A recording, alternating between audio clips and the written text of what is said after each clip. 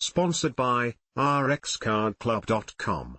Get a free prescription drug card and save up to 85% on prescription drugs. RxCardClub.com. When can I start drinking if I'm no longer taking hydroxyzine?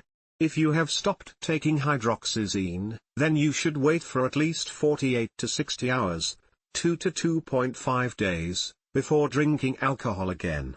But before you start drinking, be aware of the risk of replacing hydroxyzine with alcohol, especially if you have been taking hydroxyzine to treat anxiety. Alcohol, particularly frequent or large quantities of alcohol, can increase your anxiety. Other medications used to treat anxiety can also interact with alcohol, so ask your healthcare provider to determine the effects of drinking alongside your new medication. Combining alcohol with hydroxyzine can increase the side effects of hydroxyzine and alcohol and lead to symptoms such as drowsiness, coordination or concentration issues, and problems with impulse control. Some people may also experience impairment in thinking and judgment.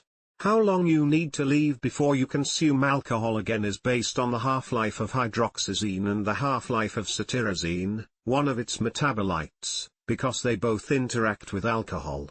The half-life of hydroxyzine is approximately 12 hours, and experts calculate it takes 4 to 5 half-lives for a drug to be completely cleared from the body. This works out to 48 to 60 hours before hydroxyzine has completely left the body.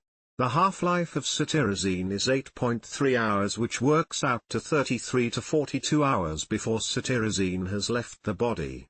Because the half-life of hydroxyzine is more, then we calculate that it takes 48 to 60 hours, 2 to 2.5 days, before you can drink alcohol after stopping hydroxyzine. RxCardClub.com.